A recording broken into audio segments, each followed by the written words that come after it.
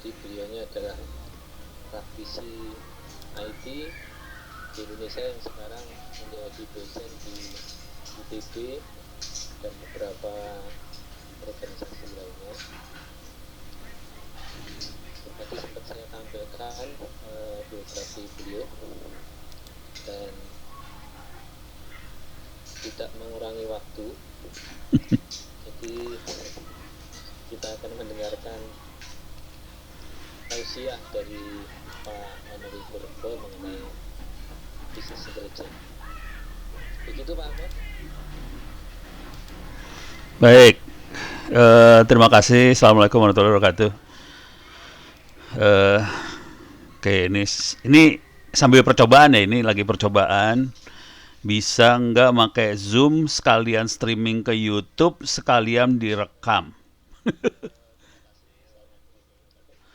Jadi ini sekalian tiga sekaligus dan YouTube-nya agak ngedelay. Jadi nanti kalau ada suara dari YouTube masuk, suara saya keulang nih, ke delay. Oke, kalau ada pertanyaan langsung teriak aja ya. Mudah-mudahan saya bisa denger karena saya nggak akan agak sulit sambil nerangin sambil ngeliat chatting agak susah ini. Jadi kalau ada pertanyaan apa-apa silahkan langsung teriak aja. Oke, ini saya ini jangan diminimize dulu. Ini oh streaming YouTube saya ya. Oke, ini nggak perlu tutup. Ini apa ini? Wah, oh ini OBS. Ini studio buat streaming layar ke YouTube. Seru dah urusannya nih. Jadi seru banget ini sekarang. Kalau tahu di sini seru banget. Oke, saya kasih konsepnya dulu, cara berpikirnya dulu ya. Make inilah paling enak. Make Paint. Kalau di Linux namanya Pinta. Ini minimize. Ini nggak bisa dihilangin nih satu ini ya. Oke, jadi pengennya ngomong soal bisnis intelijen. Eh, Kalau tergantung cara ngelihatnya sih, kadang-kadang bisa ganti nama jadi bisnis intelijen yang mau diomongin. Bisa ganti nama jadi CRM, Customer Relationship Management. Bisa ganti nama lagi jadi DDS. DSS salah. Salah. Decision Support System. Jadi namanya bisa ganti-ganti sih. Tergantung lagi buat apa namanya diganti. Eh Kalau mau di dunia yang lebih asik sekarang di dunia apa startup jadi data science. Jadi bisa macam-macam makhluk namanya bisa ganti-ganti bisa macam-macam. Bukunya juga kalau dibaca pusing sendiri. Ini saya kasih lihat aja lah biar nggak pada penasaran. Ini saya masuk ke perpustakaan saya eh eh, VAR data library 2 books. Saya masukin bisnis intelligence dalam kategori manajemen. Mana dia manajemen? MA manajemen ekonomi. Di sini ada bisnis. eh saya akan search intelligent. Sorry, intelligent, intelligence. Eh, Nah ini banyak banget, ada bisnis intelligence for dummies segala macam, bisnis intelligence strategi, bisnis artificial intelligence for business, apa segala macam. Saya baca yang ini aja yang paling blow on aja ya, bisnis intelligence for dummies. Uh,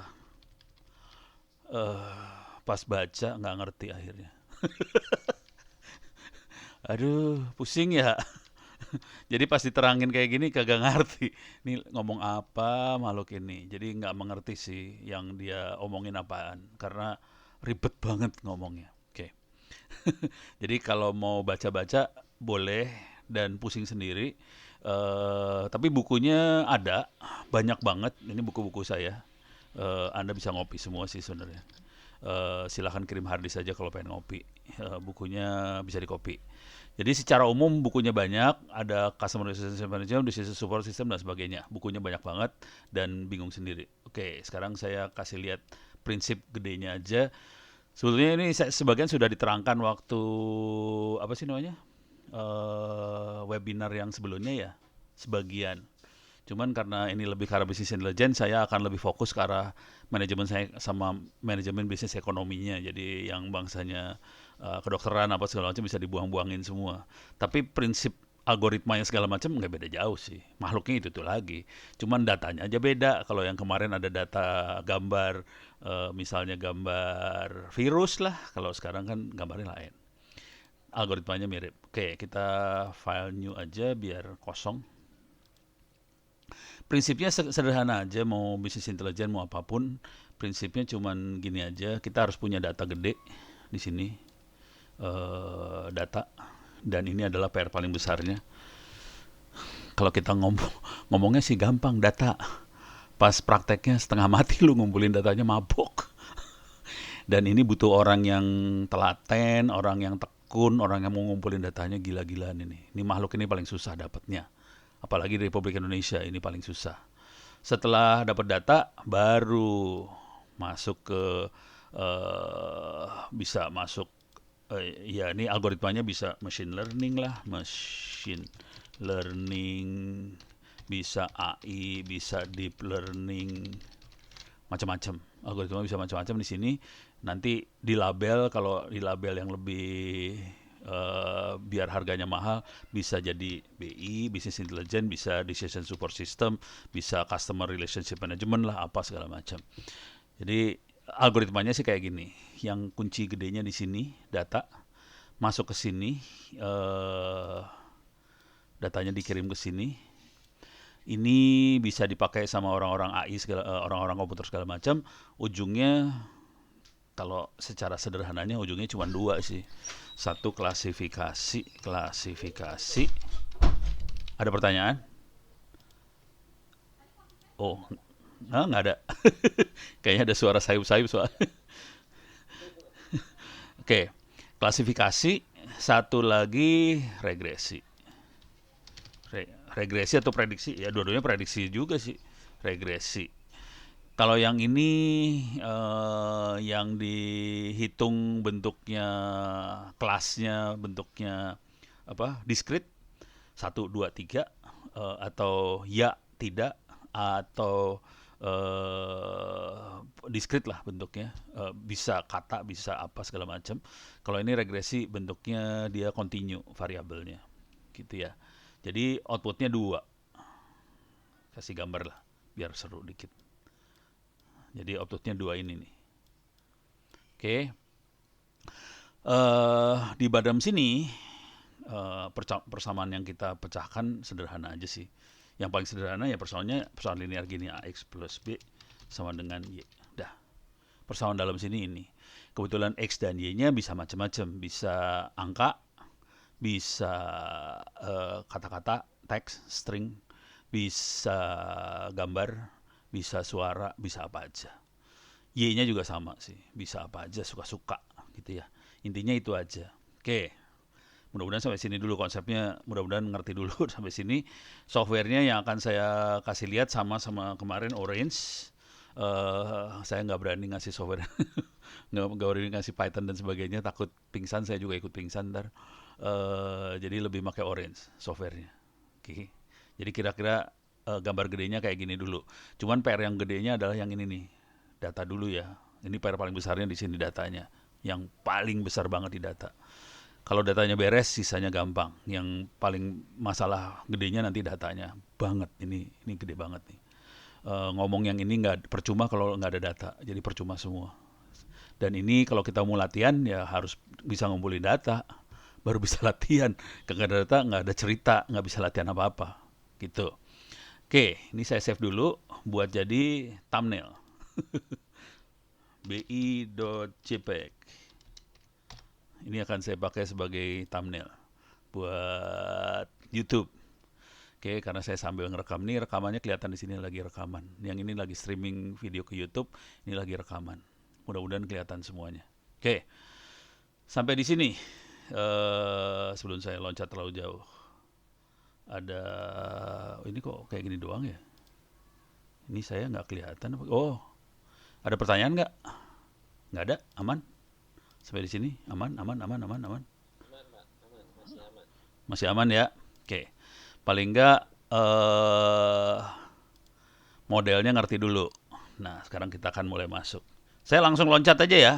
Soalnya kalau ngebahas teori dari buku segala macam pusing kepala. Jadi saya langsung loncat, loncat ya. Ngasih contoh di orange-nya kayak gimana cara proses klasifikasi, regresi segala macam. Oke. Cuman sekarang datanya lah, data. Kalau mau enak, eh, Anda bisa masuk ke kuliah saya, LMS Ono Center, Moodle.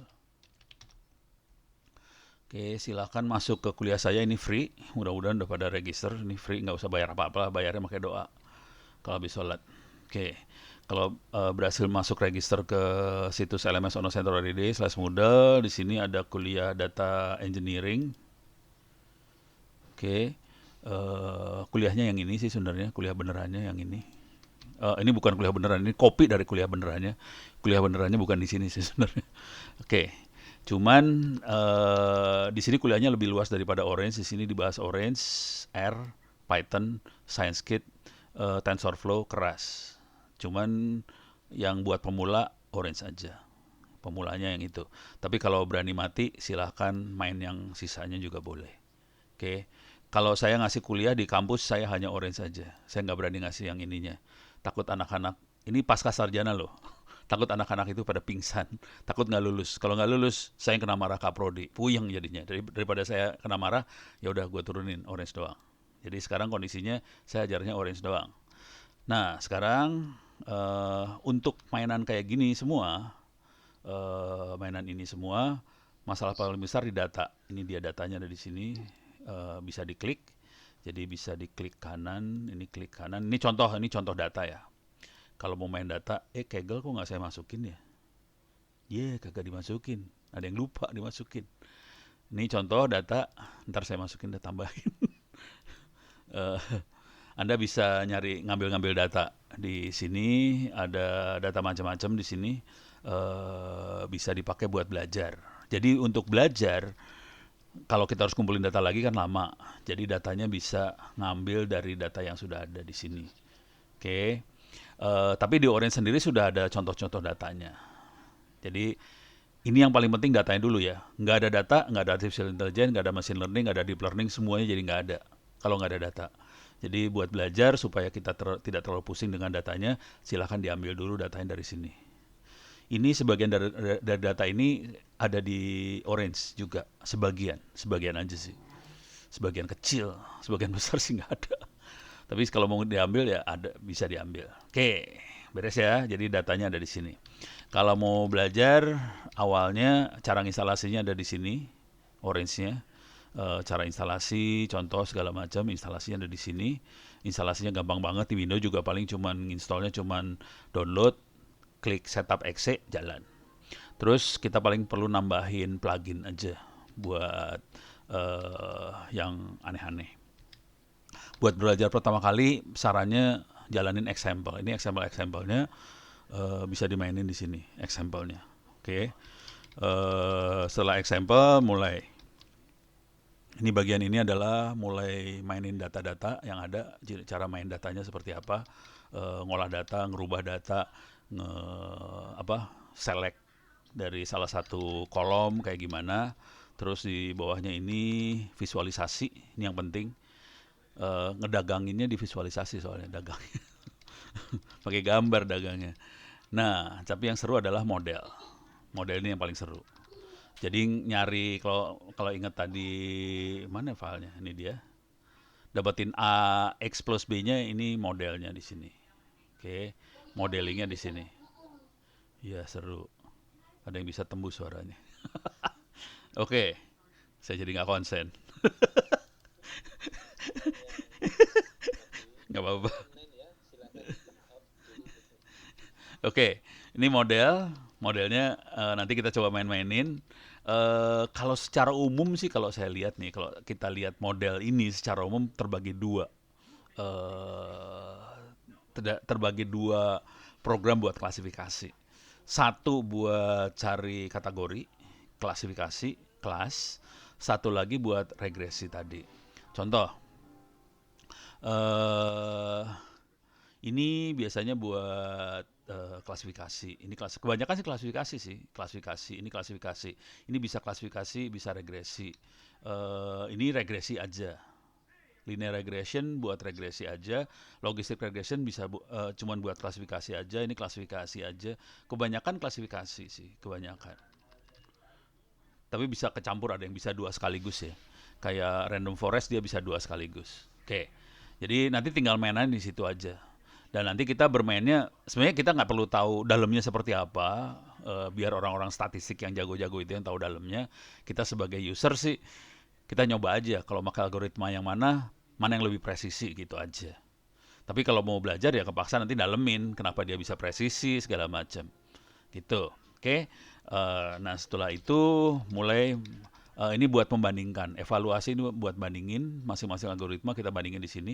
Jadi cara bermainnya saya biasanya data dievaluasi dulu. Kalau dipakai algoritma seperti ini keluarnya seperti apa.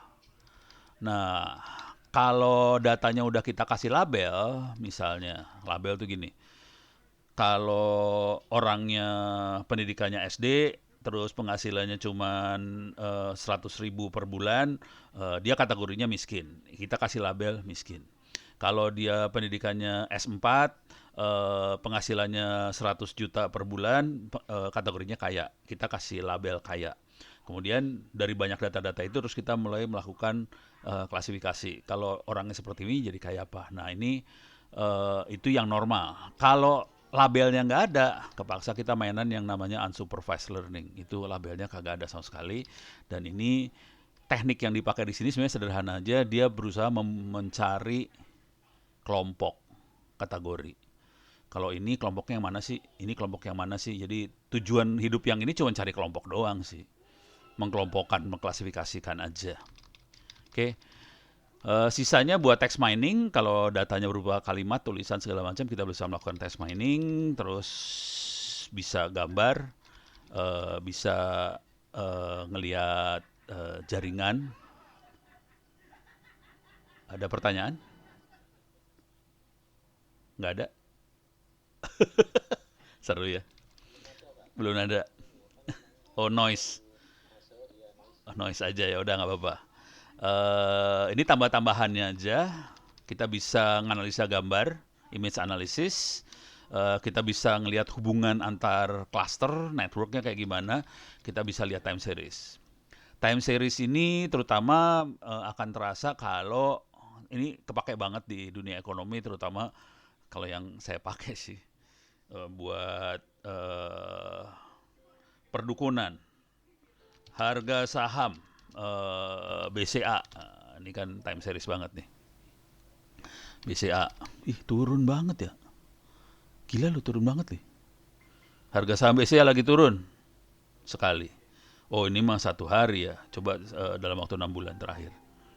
Oh, wah ini kemarin turunnya jatuh gila banget ya. Kenapa ya? Nggak tahu dah. Harga saham Google kecenderungannya naik kelihatannya sih.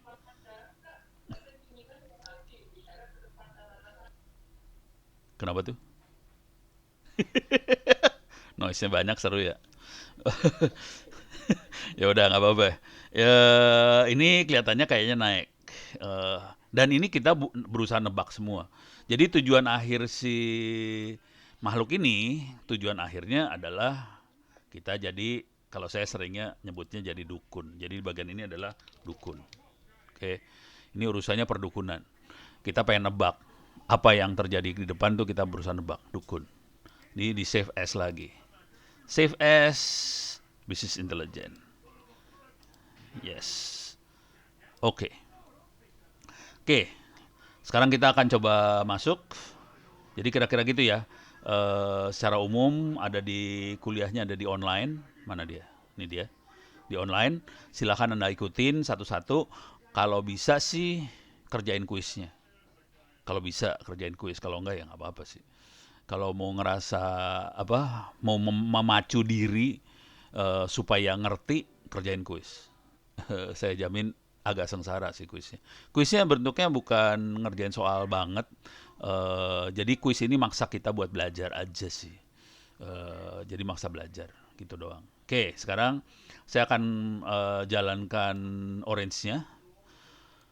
Orange-nya Anda bisa, saya pakai mesin virtual di, ini lagi gila banget nih komputer saya nih.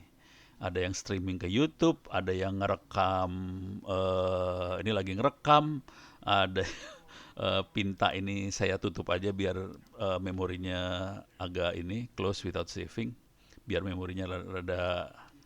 Ini sekarang coba kita lihat show, oke lagi loading. Nah, Anda mesin virtual ini di VirtualBox, ini Ubuntu 18.04, Anda bisa ambil di sini, LMS Ono Center Pustaka. Oke, masuk ke data engineering, bisa diambil di sini. Oke, Ubuntu Desktop Minimalis 18.04, Orange 3, OVA 12 GB, ini bisa diambil dan bisa diinstal di VirtualBox ini, bisa dijalanin. Di dalamnya sudah ada banyak contoh-contoh source code. Ini bukan hanya Orange saja, ada Orange, ada R, ada Python, ada Keras, ada TensorFlow segala macam. ScienceKit punya Python juga ada. Jadi contoh-contohnya ada, bisa dijalankan. Tinggal pakai. Di dalamnya juga saya masukin beberapa buku. Oke, ini udah mulai masuk ke dalam ininya, sistem operasinya. Sekarang saya quit. Oke, masuk ke, kalau mau ngelihat source code-nya Orange ada di dalam dokumen Orange, ini source code-nya Orange. Perhatikan belakangnya semua OWS, OWS, OWS, OWS, OWS. Orange Worksheet. OWS tuh Orange Worksheet. Bentuknya XML sih kalau dilihat dalamnya, coba so ini iseng aja ya, kalau nggak salah sih XML. Text prediction, nah kan XML banget nih. Oh, lihat di paling atasnya aja kelihatan XML versi 1. Jadi ini bentuknya XML, kita bisa mainin bentuknya file teks biasa, terus kita bisa edit nih sebenarnya source code-nya. Source code-nya bentuk XML banget, gampang. Tapi di balik Orange dalamnya sebenarnya Python. Jadi Orange pakai Python, bukan C, bukan Java. Dia pakai Python. Saya akan jalankan Orange-nya. Kalau di Linux caranya Orange Canvas Enter. Kalau Anda download file OVA ini, ya bentuknya Linux. Username-nya Ono, password-nya 123456. Oke. Dan untuk jalanin tinggal Orange Canvas ini dikasih tanda dan jalan dia. Oke. Untuk pertama kali ini biasanya suka rada nge-lag. Ini Orange-nya masih versi 3.2.3. Cuman minggu depan akan keluar Ubuntu yang baru, Ubuntu 20.04. Saya akan coba install ulang di Ubuntu 20.04. Ini kebetulan saya pakai Ubuntunya Ubuntu 18.04 kalau yang ini. Oke. Kita buat yang pertama kali pakai Orange, saran saya sih kalau bisa klik example, contoh. Di sini ada beberapa contoh buat dipakai. Ini udah contohnya udah lumayan banget. Kalau ini cuma file sama data table seperti apa, visualisasi seperti apa, visualisasi data subset seperti apa. Nah ini udah mulai klasifikasi, udah mulai modeling. Classification tree, principal component analysis, PCA, feature ranking, cross validation, misclassification, text processing, udah mulai text, udah mulai susah nih. Back of words, prediksi, author prediksi segala macam. Oke. Jadi ini kalau bisa sih dicoba-coba dibaca-baca. Karena programnya gampang banget, kalau Orange gampang banget. Oke. Sekarang kita coba akan masuk ke data untuk business engineering. Business engineering lagi. Business intelligence. Oke. Tadi yang ada di kuliah saya ada di sini semua sih sebenarnya. Visualisasi ada di sini, visual. Terus ke bawahin dikit. Ini ada modeling, ada di sini model-modelnya. Jadi cuma klik drag doang sih ini model. Terus evaluasi buat membandingkan antar model segala, buat prediksi segala macam. Terus kita ngevaluasi hasilnya kalau buat dia bikin kategori. Mana yang berhasil, mana yang gagal, kategorinya kita bisa lihat di confusion matrix. Jujur waktu saya mulai awal-awal, saya mikir confusion matrix apa sih? Matrix bingung. Pas mulai pakai, dia cuma visualisasi mana yang berhasil, mana yang salah gitu aja. Cuma gitu doang sih. Cuman kalau nggak pernah nyoba ya nggak ngerti maksudnya apa. Kemudian yang ini unsupervised learning, ini kalau datanya sama sekali nggak kita kasih label, dia yang belajar melabel sendiri. Cuman jujur kalau kita di lapangan banget, ini tingkat kesalahannya bisa tinggi juga. paling enak sih kita labelin sendiri datanya. Jadi yang tetap yang lebih pintar orang yang ngelabel, suruh komputernya bekerja dengan data yang pernah kita label tadi. Itu lebih gampang ceritanya. Ini yang lebih canggihnya ada image analytic buat nganalisa gambar. Ini kalau spektroskopi terutama buat kedokteran segala macam yang dia ngelihat apa ECG, sinyal-sinyal dari jantung segala macam, lihat spektrum-spektrum, stetoskop segala macam, kita bisa lihat di spektroskopi ini. Ini yang urusan time series kalau dia nganalisa apa harga saham apa segala macam. Ini kalau kita bermain dengan teks, network, education saya nggak tahu juga nih lagi mau nyoba nih bioinformatics karena ini yang orange yang bikin orang-orang biologi kedokteran ininya kuat banget bioinformaticsnya. Kita bisa lihat di dataset yang dia siapin juga kuat sekali di urusan ini karena orange yang bikin orang kedokteran bukan orang informatika. Tapi keren banget sih makhluknya. Oke, sekarang urusannya ke data. Saran saya yang pertama kali dicoba adalah masuk ke dataset.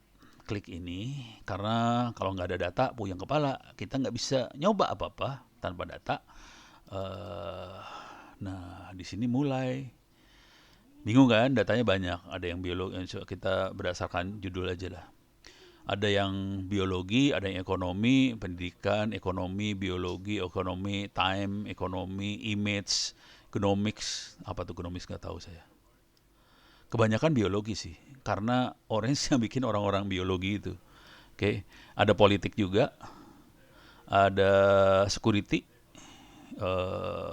cyber security, ada fisika, ada ekonomi, biologi. Nah, karena kita fokus pada bisnis, saya akan tag-nya saya sortin berdasarkan tag-nya aja. Ini biologi lewat. Nah, ini masuk ekonomi. Ini ekonomi ini. Jadi lumayan ada banyak data-data yang ada, bukan banyak sih, ada berapa? 1, 2, 3, 4, 5, 6, 7, 8, 9, 10. 10 yang berkaitan dengan ekonomi dan kita bisa belajar langsung dengan ekonomi. Dan ini yang jadi dasar-dasar buat bisnis intelijen. Bisnis intelijennya di sini sih. Jadi data ekonomi, apakah itu data pembelian barang, data apa kagak tahu dah, bisa dipakai. Kayak yang ini bukan data pembelian barang nih, employee attrition. Ini orang HRD nih, orang manajemen, orang HRD yang ngerti nih attrition. Kayaknya orang biar nempel terus di perusahaan gimana, kayaknya sih gitu sih. Ini ada attrition train, ada attrition predict. Tapi yang ini attrition yang ini lain lagi. Ini ada train, predict segala macam. Oke. Kita akan coba main-main dengan data ini, dengan beberapa data, dan kita coba lihat hubungannya sama bisnis intelijen. Bisnis intelijen tidak harus bisnis. Kalau saya ngelihatnya bisnis intelijen ya pokoknya data yang bisa dipakai buat dunia usaha. Bisa dipakai untuk prediksi produk, bisa dipakai untuk menganalisa karyawannya. Karyawan ini bakal keluar nggak sih? Kalau mau keluar, probabilitas keluarnya berapa persen? Kira-kira kayak gitu. Bisa kayak gitu juga sih. Bisa lihat karyawan, bisa ngelihat produk, bisa lihat apa. Paling gampang produk barangkali ini. Ini ada online retail, gitu. Saya tinggal diklik aja ya. Ini tinggal diklik-klik aja ya. Ini tinggal diklik. Saya klik di sini. Saya masuk ke online retail. Ini data pembelian di toko online. Oke, bisa dibaca. This is a transnational dataset which contain the transaction occurring between 2010, 12.1, 2011, 12.9 for a UK-based and registered non-store online retail. This company mainly sells unique all occasion gift, many customer wholesaler. Oke, jadi kira-kira dia di Inggris tahun 2010 sampai 2011. Apa yang terjadi di sini? Oke, saya tutup aja. Ini saya cuma diklik doang ya, klik ini aja. Saya minimize. Jadi datanya udah di online retail aja yang kebaca di sini. Saya pengen lihat datanya seperti apa sih. Jadi ini kayak file Excel biasa aja sih sebenarnya. Jadi kita bisa lihat invoice nomor sekian, tanggalnya, country-nya dari mana. Ada Inggris, France karena dia basisnya di UK, kebanyakan yang belinya dari Inggris. Tapi ada yang beli dari Prancis, ada yang dari Australia, dari mana-mana bisa kita lihat juga. Terus tanggal sekian, invoice nomor sekian, Dibeli T-Light Holder 2. Invoice tanggal sekian, kita belinya apa nih? Mug. Ada Feldcraft. Terus tanggal sekian apa? Ini biasa aja kira-kira. Dari data ini kita bisa lihat apa sih sebenarnya? Gitu ya. Ini kan biasa. Ini produk yang kejual.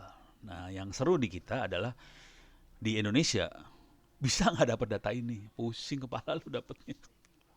Karena orang nggak telaten buat nyimpen data.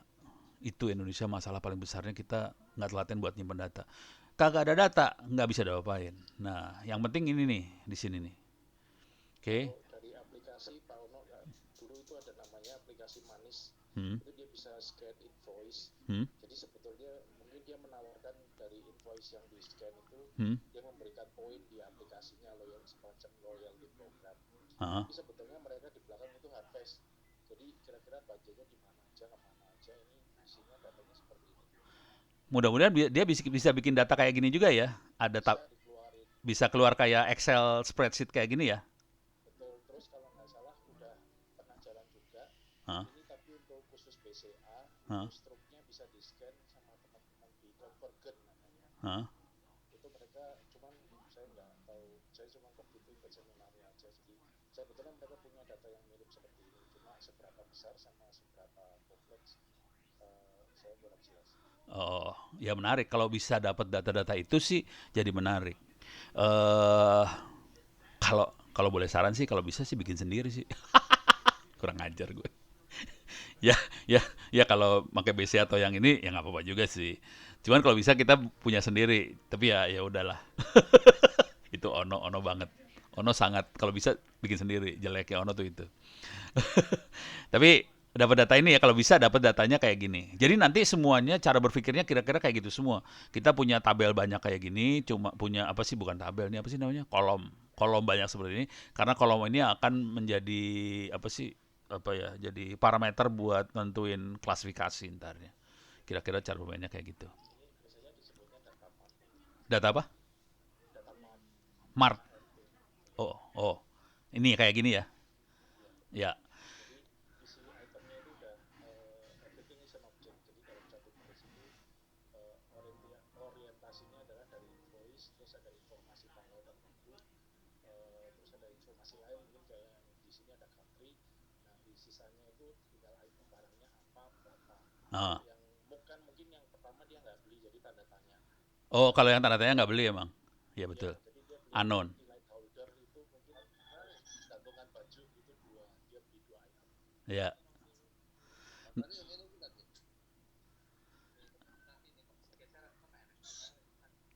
Nah, itu apa tuh noise? Cuman yang seru dari tabel ini adalah missing value-nya 92,6% missing value. Jadi nggak ada nilainya. Jadi tanda tanyanya 92,6% tanda tanya sih. Terus yang seru lagi adalah tidak ada target variabel. Maksudnya tidak ada klasifikasi. Ada 3 meta atribut, ini meta semua, invoice number, invoice date, sama country itu meta. Jadi kita bisa lihat apa ya ini, informasi tentang data yang kita lihat.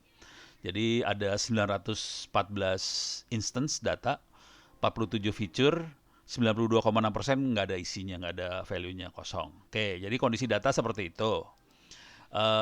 Terus yang bisa kita lihat apa dari situ?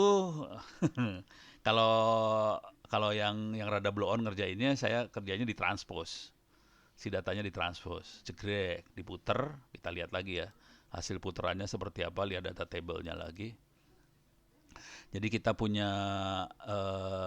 jadi fitur name-nya ini sekarang kita punya fitur name. T-Light holder, mark, car holder segala macam. Ini jadi parameter buat, jadi ini kayak klasifikasinya, kelasnya dia ini jadi kelas, ini jadi parameter kelasnya itu. 2 ini 000 apa segala macam. Jadi ini jadi parameter kelasnya, ini kelasnya sendiri, yang fitur name jadi kelas. Dari situ bisa kita mainin kalau udah kayak gini. Jadi kayak gini bisa dimaininnya gampang banget sih, udah ditranspose, tinggal. Nah, kalau karena ini bentuknya apa sih namanya? Kayak unsupervised learning, biasanya kita nyari jarak sih. Mana sih unsupervised learning tuh, ini dia. Unsupervised learning paling gampang sih cari distance, jarak. Udah, dia jadi ngitung ini sih jarak antar ininya, jarak antar baris. Ini seberapa dekat antara T light holder sama Mac sama card holder. Jaraknya berapa dekat? Artinya orang beli Mac akan beli apa lagi sih? Kira-kira kayak gitu. Ini dia hitung jaraknya. Sudah hitung jaraknya, ya udah tinggal kita bikin hierarchical cluster. Dapat. Oh ya, ini feature name-nya jadi di sini udah kelihatan. Jadi kelihatan dia bikin 3 kelompok. Kalau manual gimana? Ini top 3. Kita bisa naikin kelompoknya, bisa 4 kelompok. Nih, tapi yang ini jadi kelepas di situ. Jadi ternyata 3 aja di sini. Jadi ternyata kalau orang beli botol, orang juga beli decoration, beli sign itu apa kagak tahu ya. Sign itu tanda tangan bukan, nggak tahu. Misalnya itu biasanya tanda kayak mungkin apa dilarang masuk apa. Oh, sign yang kayak gituan. Jadi nggak tahu kenapa orang beli botol sama decoration sama sign tuh sering berbarengan gitu. Nggak tahu kenapa, ini dari data loh, kagak ngerti. Terus orang beli mug, tea light holder sama Feldcraft apa sih? Nggak tahu sih. Jadi ini juga barengan juga. Sisanya sih gini. Tapi kalau kita mau lihat barengan-barengannya bisa digini juga sih. Ini barengannya apa? Yang ini barengannya apa? Bisa kita lihat sih. Berbarengannya apa dengan apa? Kita bisa lihat barengannya. Nah, ini mungkin barangkali kalau di dunia online kayak di Bukalapak itu kayak asosiasi gitu ya. Bukalapak. Jadi kalau saya nyari misalnya saya cari apa? Arduino.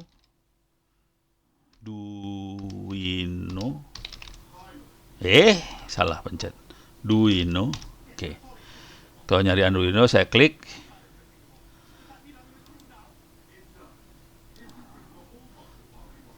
Lemot banget ya. Ini saya klik. Ya.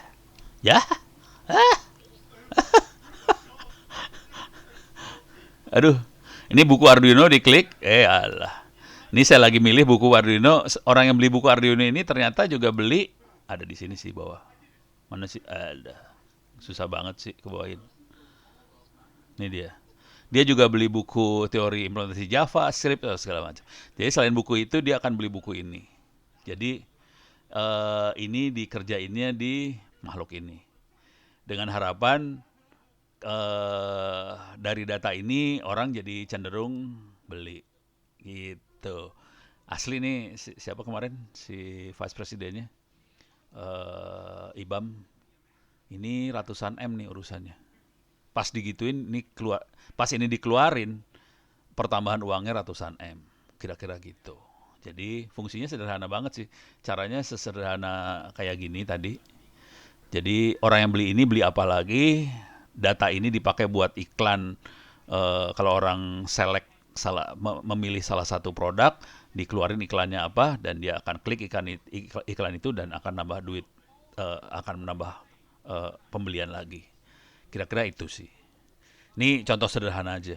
Mungkin ini kategorinya ini ya, customer relationship management atau apa, kagak ngerti dah saya. Pokoknya urusannya cari duit aja. Kalau saya dulu pakainya di ini Pak, Apa tuh? aplikasi kayak streaming gitu. Hah? Biasanya kalau orang nonton ini dia juga nonton apa. Iya bisa juga. Ke sutradaranya, bisa ke pemain filmnya, atau ke genre-nya, misalnya horror, thriller. Oh iya nyambung banget. Cuman harus ngumpulin data itu dulu kan ya? Iya, dari IMDb biasanya. IMDb udah ada ya. Oh, itu harus rajin tuh ngumpulin kayak gitu. Ngumpulinnya yang saya nggak tahan. Iya bener banget. Kira-kira kayak gitu. Jadi contoh-contohnya kayak gitu ya. Mungkin istilah lain ini namanya kayaknya asosiasi. Cuman tekniknya cuma gini doang sih. Jadi kalau orang beli ini, dia akan beli apa juga yang lain. Kalau saya klik yang ini, dia akan beli apa yang Ini kita bikin kelompok-kelompok kecil-kecil kayak gitu. Terus nanti dikeluarin dalam bentuk iklan. Gitu. Beres ya? Di selection itu mungkin saya nambahin aja ya di hate ratio. Itu biasanya kalau di atas confidence rasionya di atas 70% itu Hah?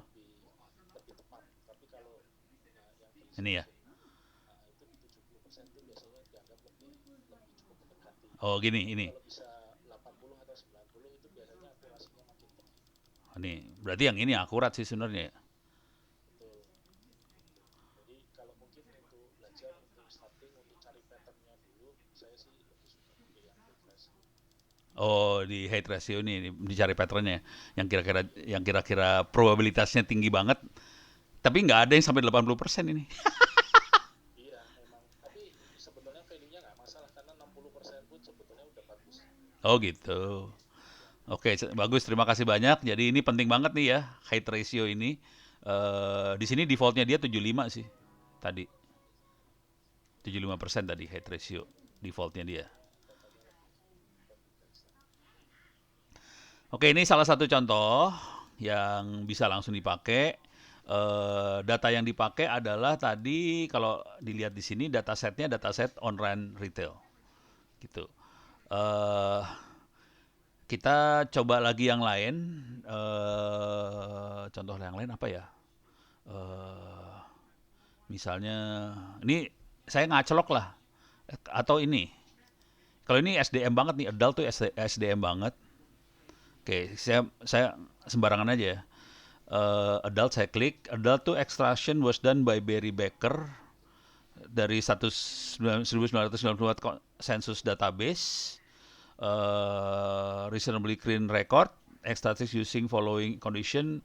AAH lebih besar dari AAS kayaknya average age lebih besar dari 16, AGI 100 kagak ngerti apaan tuh, AFNL WGT kagak ngerti apaan tuh, HR SWK 0 nggak ngerti apaan tuh. Jadi banyak istilah-istilah orang HRD, ini lebih banyak orang HRD banget nih. Eh Tujuannya adalah untuk menentukan apakah seseorang akan dapat penghasilan lebih dari $50.000 per tahun. Dari data-data yang ada, dia pengen tahu apakah seseorang bisa dapat penghasilan lebih dari $50.000 setahun, enggak. Tapi ini kan data SDM, HRD banget. Bisa kita ganti jadi data apa aja sih sebenarnya ntarnya. Nah, ini contoh aja nih yang ada di depan hidung. Saya klik aja sembarang. Ini saya buang lagi ya, ini saya buang semua. Ini buang. Eh, Remove all. Hilang. Sorry. Yang ini jangan dihilangin. Yang ini tetap ada. Mana HRD tadi? Ya. Salah. Mati gue. Ekonomi. Ini dia. Adult. Oke. Datanya kira-kira seperti ini. Nah, ini dia bikin kelas. Jadi ada kelas yang lebih kecil sama dengan 50.000, ada yang lebih besar daripada $50.000 per tahun. 50.000 kali 10.000 tuh jadi 500 juta ya setahun. Gede juga ya. Gua nggak nyampe segitu soalnya. Jadi saya masuk kelas yang sebelah sini nih. Kerjanya ngasih apa-apa gratis sih, jadi ya susah. Ini sebelum dipotong pajak mungkin. Kayaknya ya. Oh di sana pajaknya gede tuh. Iya, 40%-an ya. Alah, Pak saya kebetulan. rugi dong ya.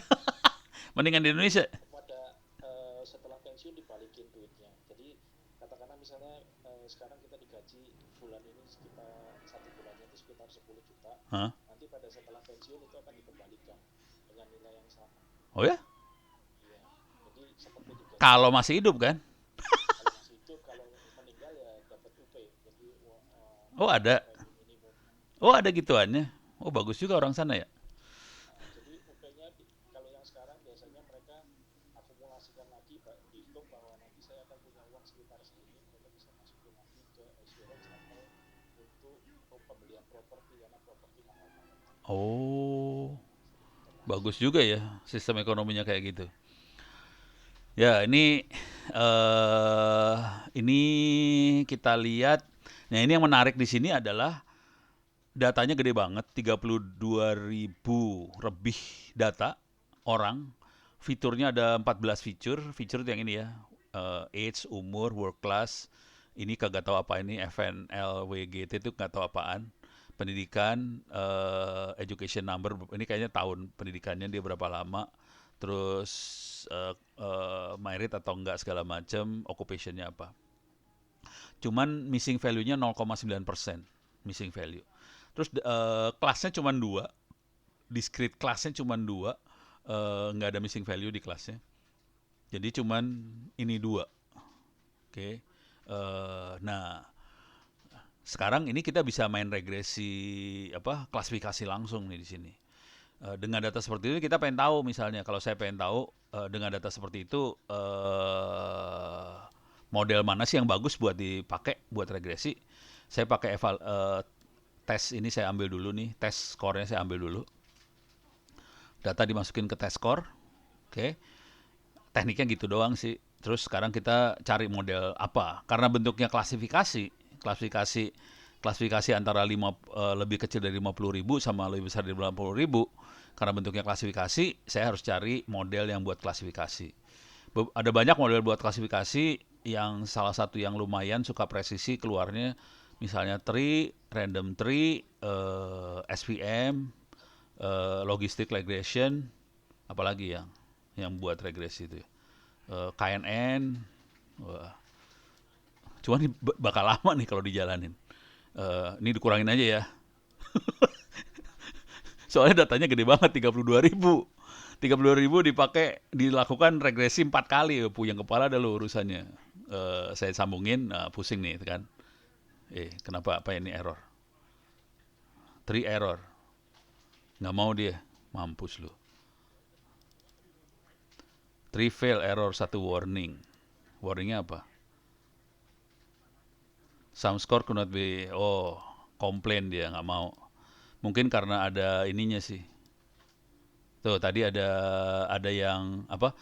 0, ini kalau kita lihat ada missing value tadi, tree-nya nggak mau rupanya. Nah, random forest mau, SVM mau, linear regression kita tes. Jadi dia, lama, mampus deh gue. 9%. Jadi dihitung langsung nih sekarang, ini semua diregresi. Intinya dia pengen tahu seberapa persen keakuratan makhluk ini. Itu aja sih. Dari situ nanti kita bisa, sebenarnya ini tanpa regresi pun, kalau kita butuh model baru kita lakukan regresi. Tapi kalau model tidak dibutuhkan buat melakukan prediksi, ini nggak usah dikerjain regresi sih. Kita bisa langsung proses dari data ini. Yang paling saya suka kalau data-data kayak gini, saya biasanya lihat korelasi aja sih. Kalau saya antara dua poin ya. Tapi dari sini kita bisa melakukan yang lucu-lucu juga sih. Ntar, lama banget, aduh, 50-60%, come on. Saya ceritain dulu lah, di data ini ada korelasi sih sebenarnya. Mana korelasi? Mana sih korelasi? Ini dia korelasi. Oke, kita bisa melakukan korelasi dari data ini. Korelasinya bisa positif atau negatif. Data ini bisa korelasi sama mana, positif atau negatif gitu. Kira-kira kayak gitu. Bentar, ini 86. Kita hasilnya dulu, kita lihat dulu ya, biar ini floating dulu. Nah, aduh. Ini lama nih, SVM lama nih berarti. Oke. Kayaknya udah tiga-tiganya udah berhasil dijalankan. Sekarang kita lihat hasilnya. SVM udah lama, presisinya 0,60%. Yang paling bagus random forest 0,84%, logistic regression cuma 78%.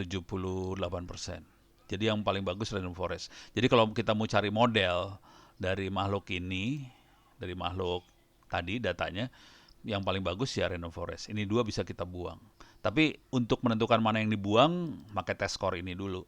Jadi kalau ada punya data, kita bisa pakai test score, kita bisa nanti nentuin, oke, kita pakai random forest buat klasifikasinya. Karena dia hasilnya paling bagus. Cuman belum tentu bagus juga, maksudnya gini. Ini ada parameternya, number of trees berapa, do not split subset smaller than berapa, ini bisa diatur-atur. Dari situ kita bisa memaksimalkan test score ini, bisa kita maksimalin. Jadi kita bisa ngatur dari parameter si algoritma ini. Oke. Kalau random forest kebetulan number of trees sama ini split subsetnya kapan. Kalau di SVM ini ada cost-nya apa segala macam, pusing. Kalau di logistic regression kita bisa milih mau pakai lasso atau reach, terus mau strength-nya apa, weak, strong, apa segala macam bisa diatur. Dan ini akan merubah ini sih sebenarnya. Walah, berubah dia. Ini akan merubah ini. Tadi nggak saya rubah jadi nggak berubah. Tapi ini akan berubah kalau saya rubah parameternya, dia akan berubah di sininya. Jadi kita bisa mainin di sini. Oke. Ini kalau kita butuhin buat melakukan klasifikasi. Kalau kita mau ngelihat korelasi, oke, kita bisa lihat korelasi. Ini yang utamanya, misalnya kita bisa lihat ada korelasi positif, ada yang negatif ya. Ini positif, education number sama hours per week. Ini age sama hours, ini capital gain, kelihatannya positif-positif. Yang negatif age sama, kagak ngerti apa ini, capital gain sama capital loss. Negatif, ada lagi yang negatif lagi nggak? Ini banyak yang negatif, ada berapa lagi yang negatif. Tapi yang positif banget ini, hubungannya sangat positif antara education sama hours per week. Coba bisa, ini harusnya dihubungin sih sama klasifikasinya. Cuman biar cepet dulu, biar keluar dulu. Oke. Ini bisa bisa plot ini nggak ya? Kita pakai scatter plot biar seru. Visualisasi scatter. Kita pengen plot korelasi yang mana? Misalnya kita pengen plot education, ini tahun edukasinya, sama hours per week. Oke. Kita lihat masukin scatter plot, data-data. Oh, oke. Oke, sekarang saya gini. Tadi yang bagus adalah random forest yang bagus. Jadi akan saya buang ini 2. Remove. Ini saya buang. Ini remove. Oke. Jadi datanya dimasukin lewat korelasi, tapi datasetnya saya ambil fiturnya pakai random forest. Random forest akan, outputnya random forest adalah model sama learner. Oke. Modelnya yang saya masukin ke sini.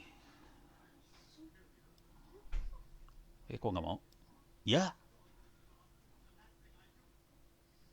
Ini feature. Walah. Bukan, berarti bukan. Dari sini berarti. Bentar. Salah. Sorry. Ini fiturnya masukin sini. Ini fitur masukin sini. Fitur masukin fitur. Kirain dapatnya dari random forest, bukan, salah. Dari correlation. Ini di remove juga berarti. Jadi saya ngambil data sama feature dari korelasi ini dimasukin ke scatter plot. Oke. Ini hasilnya kira-kira ada 2 warna di sini, warna yang lebih besar dari 10.000, penghasilan lebih dari 50.000 per tahun sama lebih kecil sama dengan 50.000 per tahun.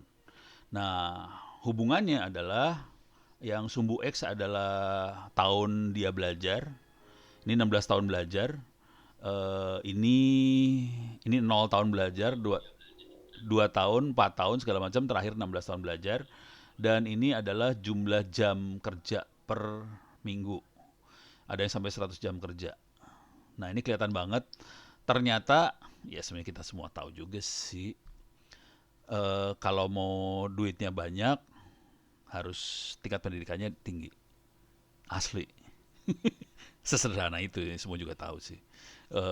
Jadi, cuman gitu doang sih hasilnya. Aduh, alah sih ya. Banyak-banyak, alah. Jadi intinya, kalau mau duit banyak, di atas 50.000 kelihatan di bagian sebelah sini kebanyakan biru, sebelah sini kebanyakan merah. Oke. Hubungannya sama jam, jam juga akan makin itu, tapi jumlah pendidikan yang paling kerasa banget. Dan orangnya makin jam per minggunya bisa, kalau paling enak sih yang ini sih. Gimana caranya supaya jam per minggunya dikit tapi duitnya banyak. Nah, ini paling enak di sini. Tapi rata-rata daerah sini lah, kira-kira 60 jam per minggu. Kalau sehari 24 jam, sehari 12 jam, sehari 8 jam, ini 60 jam berarti berapa ya? Nggak tahu dah. Kalau kita ganti sama umur, jadi ternyata kita efektifnya umur sekitar 50-an. 40, 50, 60 lah masih ada nih. Tapi di atas itu mulai turun. Cuman kalau di bawah 35 tahun penghasilannya masih sedikit, masih di bawah 50.000, 35 tahun. 40, 50, 60 mulai mendapat penghasilan yang ini. Tapi ini berhubungan sama education juga ya. Gitu. Seru sih. Ngeliat gini doang sih. Ini urusannya urusan eh, bayarnya per hour per jam, jadi mungkin dengan semakin banyak jamnya penduduknya lebih banyak. gimana gimana gimana? Bisa lebih keras lagi? Kan hitungnya kan di luar dibayarnya kan per jam, jadi pendapatannya katakanlah misalnya front desk itu 1 jam $3, Oh. semakin lama dia kerja semakin banyak pendapatannya. Oh, cara berpikirnya gitu ya? Iya, kan beda sama kita yang Oh, karena kita bulanan ya? bayarnya per bulan berapa. Oh iya bener, saya mikirnya orang Indonesia banget. Kalau yang FNLWGT itu tadi itu final weight, jadi hasil sensus rata-rata. Jadi kalau apa istilahnya itu adult census income lah. Jadi finalnya itu rata-rata berapa per orang. Gimana gimana? Kalau ini final, jadi final weight beratnya secara final dari hasil sensus. Jadi mereka kan ada melakukan sensus Hah? rata-rata orangnya tuh umur berapa, Hah? pendidikan berapa, itu Hah? sensusnya itu dapat nilai itu FNLWGT. Nah, di kita mungkin belum cukup optimal ya, karena sensus penduduknya kan masih cenderung asal cuma statistik jumlah orang atau growth capitalnya nggak terlalu fokus ya. Nah, Iya. yang mungkin lebih fokus baru kita bisa dapat yang lebih jelas. Oh, oke. Walaupun saya nggak ngerti-ngerti banget, tetap agak kebayang dikit.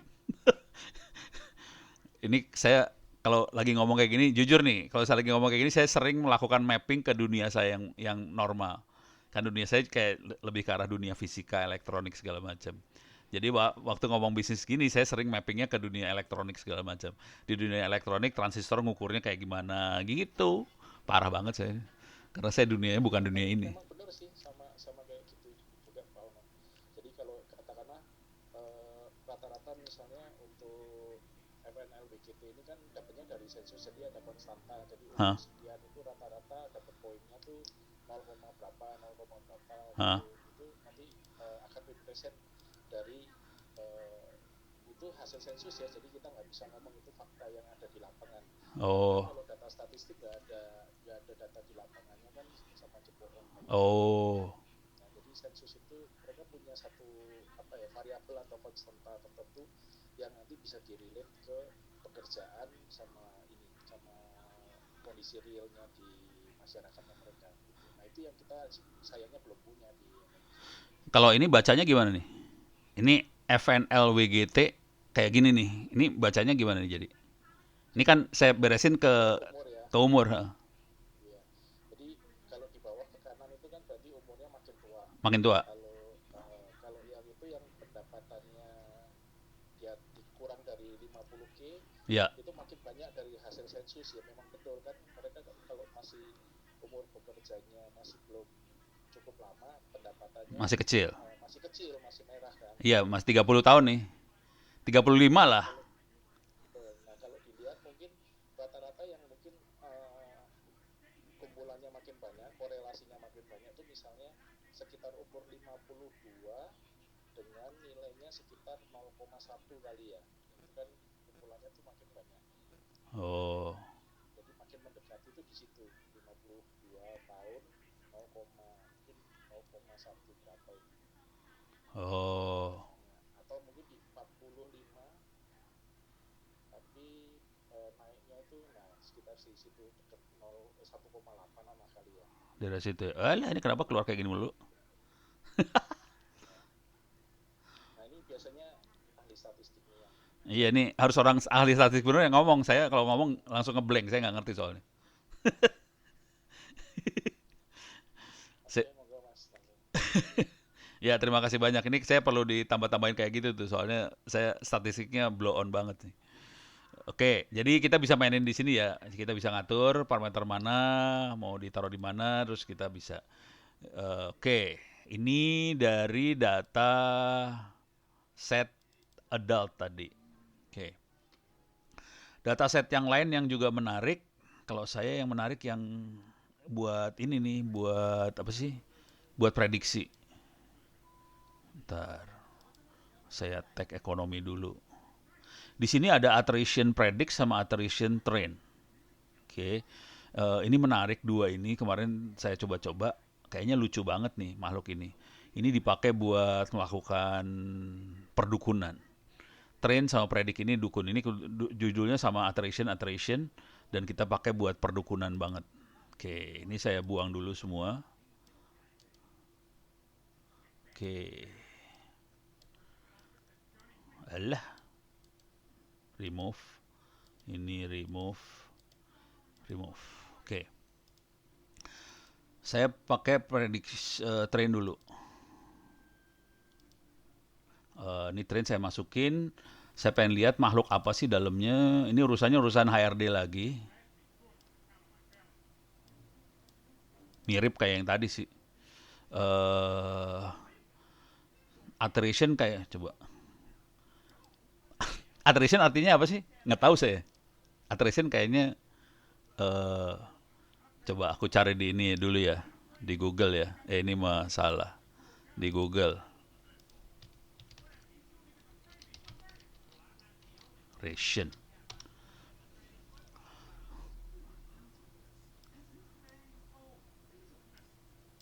Nggak bisa dikebawahin. Susah banget ngebawahinnya. Churn rate. A measure of number individual moving out of collective group. Jadi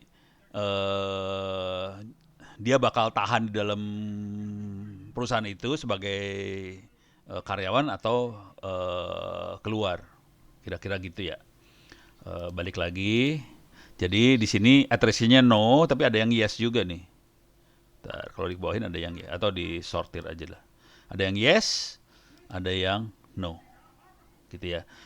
Jadi discrete value banget, yes, no, cuma dua value. Ada 18 feature, ada 1470 data. Feature-nya 18, kesana 18 biji.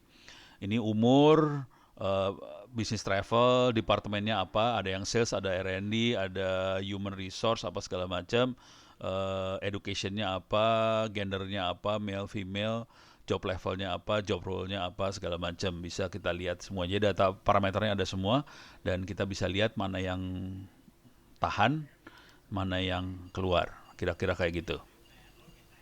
Nah, sekarang kita mau dari data itu kita mau nebak. Kira-kira orang ini bakal keluar apa enggak sih? Gitu.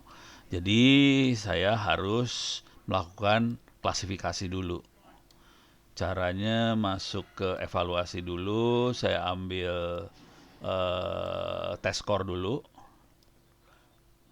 Oke, data masukin ke test score, kita ambil modelnya. Karena dia klasifikasi, saya pakai random forest, pakai SVM lama tadi, males pakainya. Pakai ini, pakai naive bias. Oke, saya lempar ke sini aja, lempar. Oke, saya punya 3 classifier. Hasilnya adalah logistic regression lebih bagus daripada random forest. Kalau tadi random forest lebih bagus. Kalau sekarang logistic regression lebih bagus. Nggak tahu suka suntuk. Jadi saya tes dulu dengan datanya mana yang lebih bagus. Saya lihat logistic regression lebih bagus. Ya udah, pakai logistic regression. Berarti kalau kita ngelihat keberhasilan dari dia, kita bisa evaluasinya make ini. confusion matrix. Bisa dilihat, ini yes no-nya ya. Jadi actual segini yes, actualnya yes, no-nya segini, yes-nya ini salah klasifikasi. Kalau pakai random forest, 175 salah di sini, 41 salah di sebelah sini. Kalau pakai logistic regression kita bisa lihat salahnya segini. Naive bias salah segini. Jadi kita bisa lihat salahnya berapa lah. Kalau mau ngelihat yang misclassified, kita bisa select yang misclassified. Nanti kita bisa keluarin datanya di sini. Sorry, data tables. Ini yang misclassified-nya tadi. Bisa dianalisa dari sini juga. Jadi kita bisa analisa sih, yang misclassified yang mana. Dengan mudah, cuman gini doang sih. Kalau mau yang classified, kalau yang select yang correct, ini select yang ini yang benar, bisa dianalisa lagi. Jadi data ini akan kayaknya enaknya bisa sekaligus dilihat ya. Bentar. Nih. Oke. Misclassified, datanya berubah. Yang correct, datanya berubah lagi. Kalau mau yang ini aja, ini bisa berubah lagi. Jadi data akan berubah-ubah tergantung kita klik yang mana. Ini bisa berubah. Jadi kalau mau nganalisa, tekniknya cuma gini doang sih. Gampang banget dah. Nanti kita pakai mata ngelihat kenapa dia bisa salah klasifikasi. Ini kalau pakai naive bias, pakai algoritma yang lain bisa kita pilih sebelah sini. Jadi algoritmanya bisa dipilih. Ini pakai random forest, ini pakai logistic regression, ini pakai naive bias. Jadi bisa dipilih kayak gitu doang sih milihnya. Gampang banget. Dah. Jadi klasifikasi udah dilakukan seperti ini. Cuma sekarang kita mau melakukan prediksi. Jadi tadi yang bagus adalah logistic regression. Jadi ini saya buang aja biar cepat prosesnya.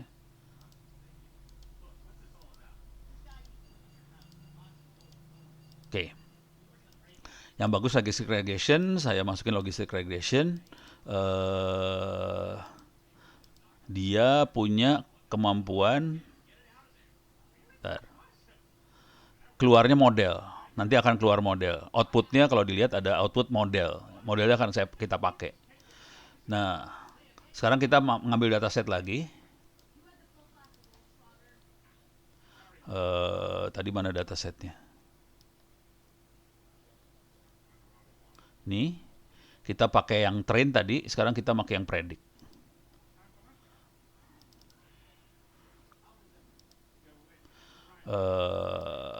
Predict. Kita lihat isinya predict seperti apa.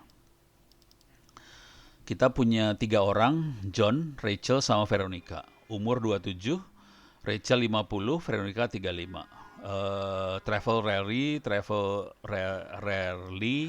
travel frequently. Ini bagian R&D, sales R&D, distance to home 17, 23, education 342, male, female, segala macam. Jadi kita bisa lihat. Cuman di sini tidak ada iteration-nya nggak ada, atributnya nggak ada, satu meta atribut missing.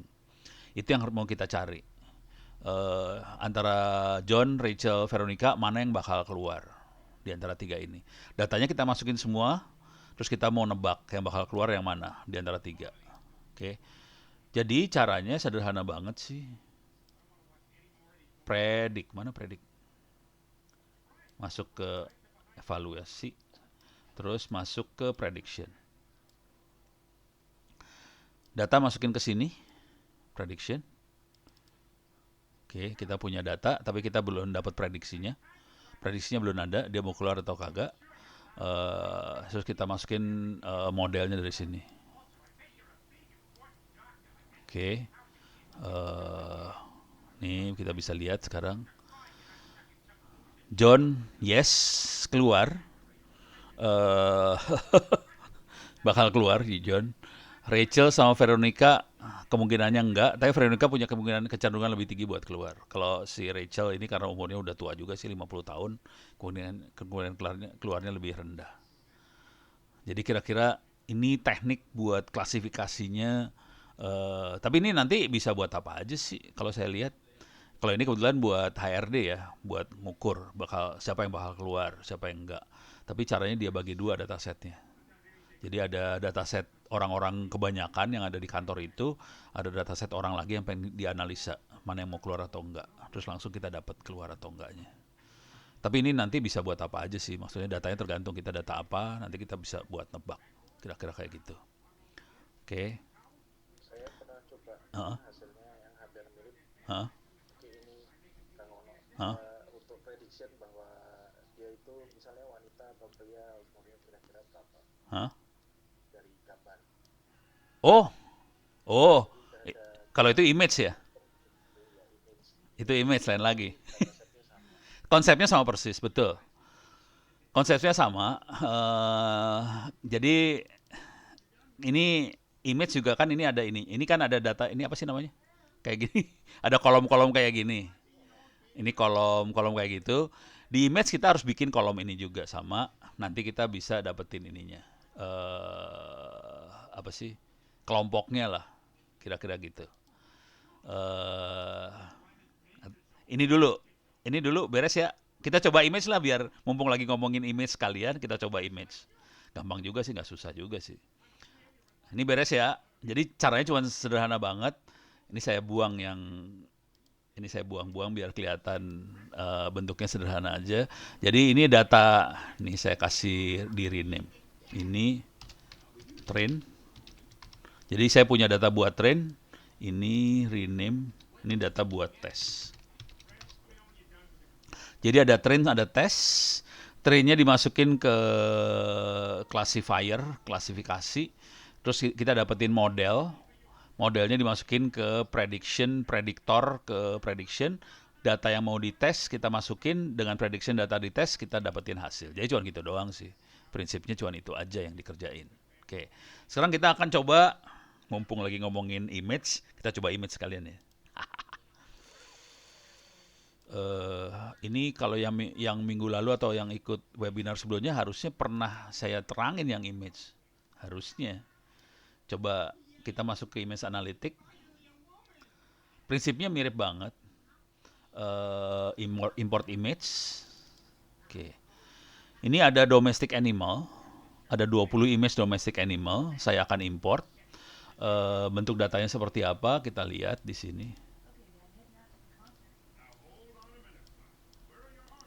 Image gila banget nih, mainannya neural network soalnya.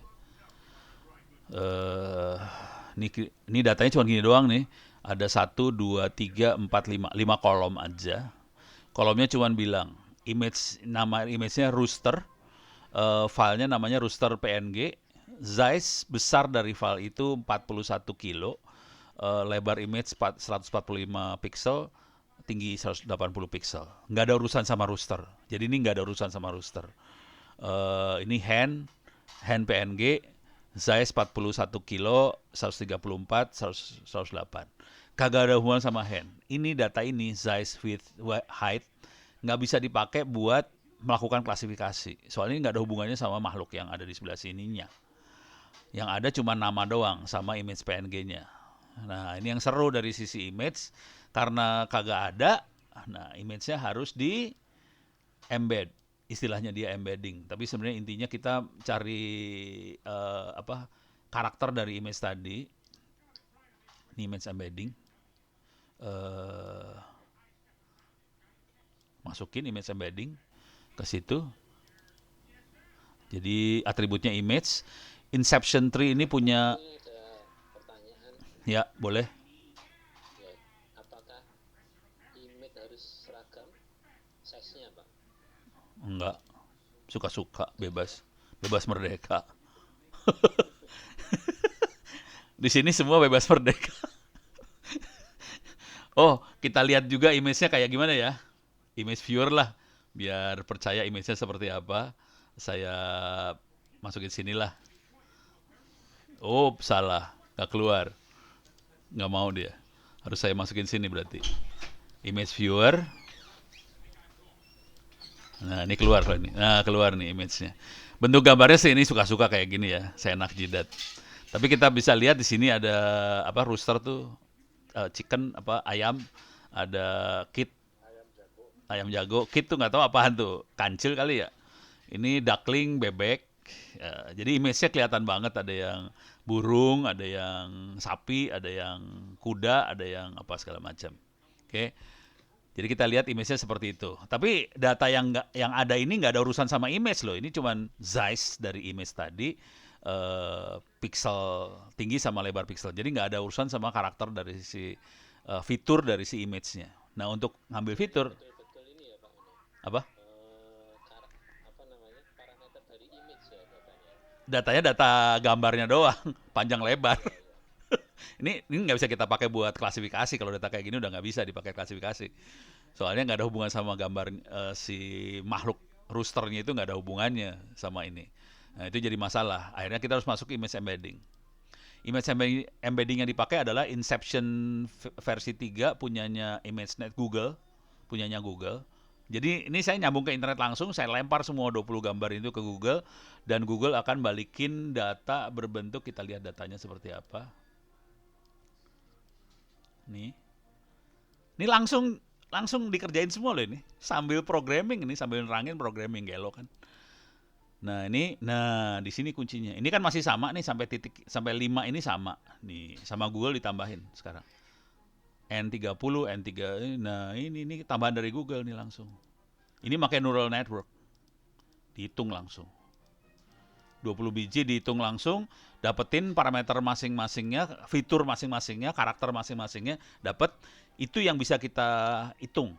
Ngitungnya pakai gimana? Paling gampang adalah kayak pakai unsupervised learning jadi akhirnya. Unsupervised learning mana unsupervised? Nah, dia unsupervised learning, kita hitung distance. Distance antar kolom tadi, hitung distance. Nah, sekarang kita tinggal bikin klasifikasi. Ini digeser sinilah biar ada, kita bikin cluster dari distance yang kita hitung itu. Kita hitung cluster, langsung dapat. Jadi kita bisa lihat tadi height ratio 80% ya. Naikin 80%. Hah? 75 masih bagus ya. Kalau mau gombal sih saya pakai bikin kelas seperti ini doang. Jadi saya bikin 3 kelas atau 4 kelas gitu. Oke. Tapi kira-kira dari sini kita bisa lihat nih gini lah kira-kira paling blon-blonan. Ini nggak tahu kenapa nih dua misah sendiri, saya nggak tahu kenapa. Misah sendiri Dok sama Milka misah sendiri, kagak tahu kenapa. Kali yang ini kita bisa lihat. Ntar. Enaknya ngelihatnya gini caranya. Ini bisa digerakin nggak? Gerakin. Oke. Ini saya putusin dulu. Remove. Ini saya pindah ke cluster ini. Oke. Oke. Sekarang bentar. Mana tadi? Ini dia. Oke. Sekarang kita bisa lihat, kita klik yang ini. Kelihatan ini satu kelompok. Hen sama rooster satu kelompok. Sekarang kita lihat yang ini. Rabbit sama cat satu kelompok. Ini kid dan goat satu kelompok. Yang ini kid, goat, lamb ini satu kelompok. Jadi punya kaki 4, kecil-kecil. Ini sapi-sapi gede, gendut-gendut. Ini kita bisa lihat langsung, dia bisa ngelompokin dari sini bisa kelihatan kelompok-kelompoknya. Ini kelihatan semua berkaki 4. Ini kelihatan semua burung-burungan. Jadi bisa kelihatan langsung, dia bisa ngelompokin sendiri. Tanpa kita kasih tahu loh bahwa ini apa, nggak ada. Jadi dia bisa ngelompokin langsung dari gambar. Jadi algoritmanya cuma gini doang, import image embedding, langsung ke Google, langsung dia dapetin fiturnya, hitung distance, bikin cluster, dapat gitu doang, selesai. Gitu, seru ya. Prinsipnya sama aja sih ntar. Cuman ini gambar yang kita pakai. Kalau yang tadi kan data HRD lah, apalah, tapi caranya ya gitu-gitu juga sama. Gitu. Ada lagi komentar, pertanyaan? Seru. Baik, silakan. Dokter Kesima Majian. Ada lagi yang saya suka sih, ada satu data yang saya suka. Ini udah dulu ya, nih buang lagi. Nih dibuang, klik kanan remove all. Ini programmingnya sih cuman remove all, remove all. Rasanya ada dataset yang seru juga nih, urusannya pembelian mobil apa-apa. Ini bukan ya? Nggak tahu yang mana ya. Mobil tuh yang mana ya? Forest fire. Ada pembelian mobil waktu itu. Di mana pembelian mobil ya? Lupa ya. Nih car evaluation. Nih car evaluation. Saya ambil car evaluation. Ini bisa produk apa aja nih, kebetulan mobil ya, tapi produknya bisa apa aja sih sebenarnya. Saya lihat datanya seperti apa. Jadi orang cenderung belinya tinggi, maintenance-nya tinggi, nih very high buying, very high maintenance. Ini harga tinggi, maintenance tinggi, pintunya cuma 2, orangnya 2. Lock boot tuh apa? Kagak tahu saya lock boot tuh apa. Safety low, lock boot small, person 2, door 2, nggak jadi beli. ACC kayaknya nggak jadi beli. Kalau ACC jadi beli, coba saya sortir. Nah, ACC jadi beli. Ini harga tinggi, maintenance medium, door 2, orangnya 4, lock boot small, safety tinggi. Oke, datanya kayak gitu. Sekarang kita pengen bikin decision support systemnya, decision tree lah, bukan support system. Kita pengen lihat pohon keputusannya seperti apa sih. Orang akan milih karena apa. Jadi kita kalau punya produk, jadi kita bisa tahu orang bakal milih produk kita karena apa sih. Cuma datanya, tolong diingat, datanya cuma kayak gini ya. Buying, maintenance, door, person, ini safety. Nanti produk kita mungkin akan lain lagi, datanya bisa lain dari ini. Tapi kira-kira logikanya cuma gitu aja. Di ujung sebelah sini cuman klasifikasinya cuma 2, ACC sama un-ACC. Oke. Kita akan klasifikasi itu, ini akan diregresi, makanya logistik bisa kita tes dulu ya. Regresi mana yang bagus, kita evaluasi dulu. Jadi selalu langkahnya gitu kalau saya main sih, tes score dulu. Data masukin situ, terus kita tes algoritma mana yang paling bagus. Bisa random forest, bisa logistik. Kalau mau coba yang lain silahkan coba yang lain. Ini biar cepet aja saya ambil 2 doang ya, yang lumayan bagus lah ini 2. 2 ini oke banget sih. Antara random forest sama logistic regression oke. Kita lihat random forest lebih bagus, logistik lebih jelek. Ini hampir 94% berhasil dia, presisi. Oke. Jadi saya akan ngambil dari random forest,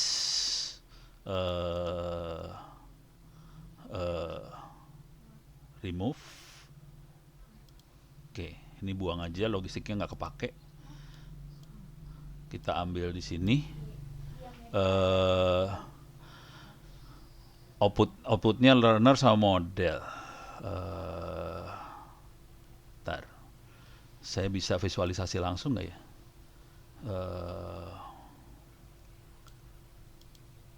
Bisa ngelihat tree langsung di sini nggak ya? View tree, mana view tree?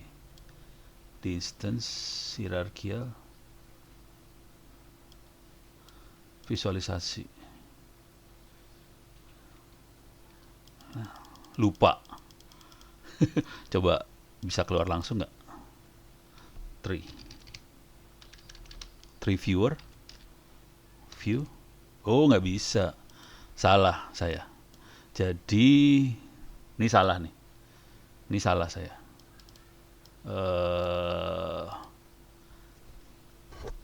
Kayaknya nggak gitu caranya.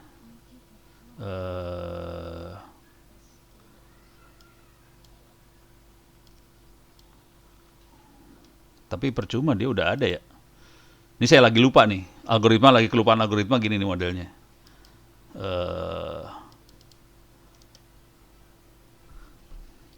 Viewer. Ini ada tree viewer. Oke. Saya pengen lihat tree viewer.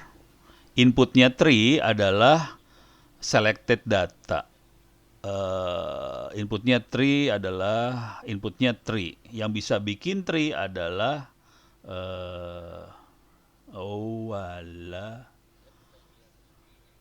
dia harus pakai yang kayak gini-ginian nih. Ntar, sorry saya lupa nih. Saking banyak yang dikerjain lupa kadang-kadang. Bentar. Eh, bentar. Ini keluar dulu ya, keluar ya. Saya cari contekan. Cara nyonteknya gini. Ini cari contekan nih, cari contekan. Cara cari contekannya gini. Example, classification. Nah, ini dia.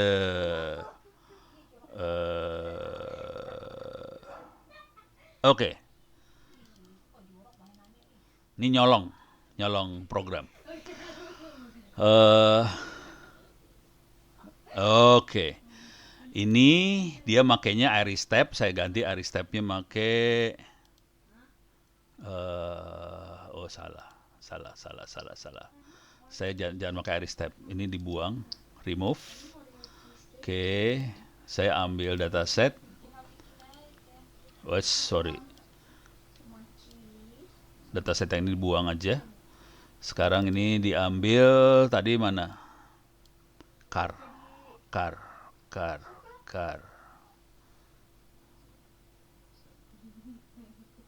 Ini car evaluation. Oke.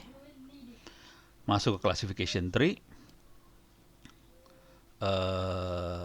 Hasilnya ini. Nah, ini dia maksudnya. Ini buang, ini yang lain bisa. Ini dibuangin semua. Jadi cuman kayak gini doang sih yang dibutuhin. Dari sini masukin classification tree, masuk ke sini tree viewernya, langsung kita dapat tree-nya. Width-nya saya kurangin. Zoom-nya dikecilin. Ya, kok nggak bisa sih? Tree level depth. Ini masih rada mendingan. Oke. Ini zoom bisa dikecilin lagi nggak? Nih. Oke. Jadi dari hasil regresi tree-nya itu, kita bisa dapat bahwa ini proses pengambilan putusannya ya. Jadi orang akan lebih milih 4 atau lebih daripada yang 2 orang. Jadi ini yang 2 orang ini orang nggak terlalu milih. Cenderung milih 4 atau lebih. Kalau levelnya kita naikin lagi, dari sisi safety, orang lebih milih kalau safety low, orang nggak beli. Orang akan milih kalau safety-nya high. Oke. Sekarang kalau jadi milihnya gitu, milih mobil, dari jumlah orangnya 4. Dari 4, kalau dari sisi safety, high atau medium. Sekarang dari harga, kita naikin lagi. Oke. Hampir sama nih, 50-50. Mau low, medium atau very high, sama nih. 2 ini hampir sama. Bisa dinaikin lagi nggak? Dari sisi maintenance, kita naikin lagi ke level yang kelima. Kalau very high, kalau ini maintenance-nya very high, mereka nggak akan beli, cenderungnya ke yang sini. Kalau yang ini dari sini dia maintenance-nya dia akan high.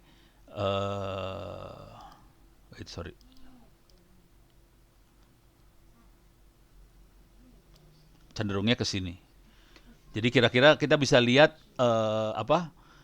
proses pohon buat pengambilan putusannya seperti apa gitu.